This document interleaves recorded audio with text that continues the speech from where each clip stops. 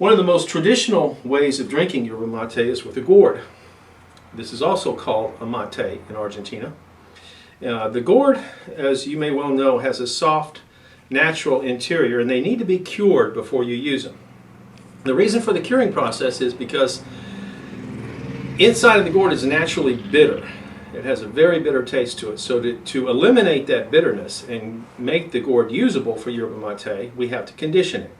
Now, conditioning means simply you take yerba mate, whatever brand, doesn't matter, fill it up to the top, add boiling hot water. You're not going to drink it. Add boiling hot water to the leaves.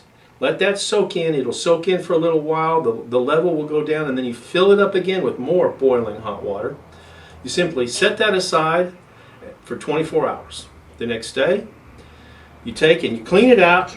Use a bombilla, clean it out, get it all cleaned out, rinse it out, and you should be good to go. Now, if you drink from it and it still seems to be a little too bitter, just go through the curing process again. Now, one of the features of these gourds that makes them a little troublesome is that after a while, especially if you let it sit with yerba mate in it, and you come to it the next day or several days later, as I have done, there can be some nasty stuff growing in there with that yerba mate and bombilla, and it can be difficult to clean out. So to avoid that situation, it's best to take the yerba mate, the gourd, put it in the refrigerator when you're not using it. Even after you clean it out, put it in the refrigerator until it dries out. When it's completely dry, you can take it out of the refrigerator. But if you dry it under refrigeration, you don't have to worry about any unwanted bacteria growing on the inside of the gourd. Now, some have called me and said, "What's this black stuff going in there?" Well, I don't know what it is. I don't know, but I know if it's fuzzy and black, you don't want it. You've got a mold situation. Now, that can be fixed. It's not easy to correct a mold situation in the fuzzy black stuff. What you want to do is take a 10% solution of bleach, soak it in the gourd overnight if necessary. That's probably the best way. Clean it out the next day, and then go through the original curing process again to get the bleach out of the gourd and the yerba mate back into the inside of the gourd. And that's it. So need to keep these pointers in mind if you're going to work with a traditional gourd. Now, they come in different sizes. This is a really big one. This kind of size is popular in Uruguay. This size is popular in Argentina.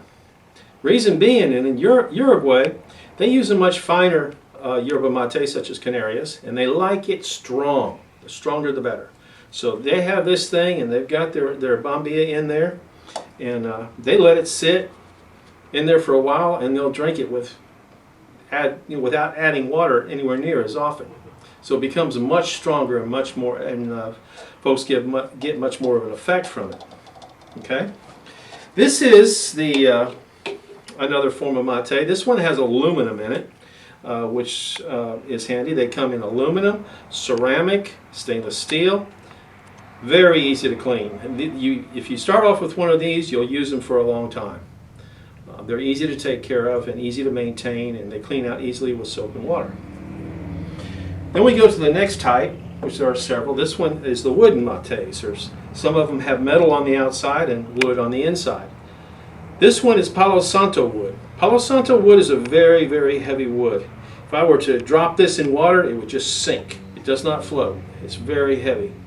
Now, the problem with Palo Santo is, well, first let me tell you a reason why people like these, because it imparts a particular characteristic of flavor into the wood. If you smell these things, they have a nice mild woodiness flavor to them, and that gets imparted into the yerba mate while you're drinking it.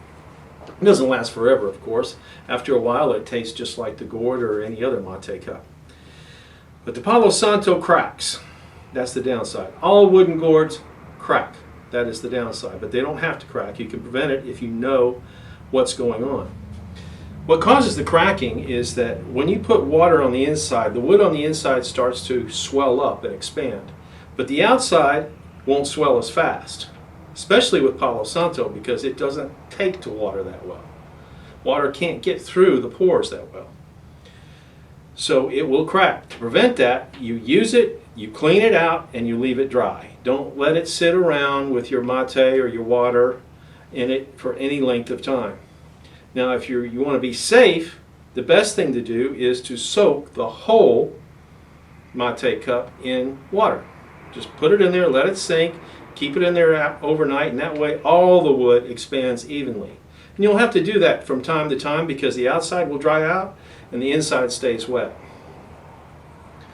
So keep that in mind if you use the Palo Santo or any wood. Another popular wood used in South America, especially in Argentina, is called cinnamon. It doesn't really taste or smell like cinnamon, but that's what they call it.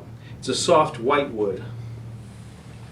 Okay, that's what you need to know to get you started on brewing yerba mate with using yerba mate with hot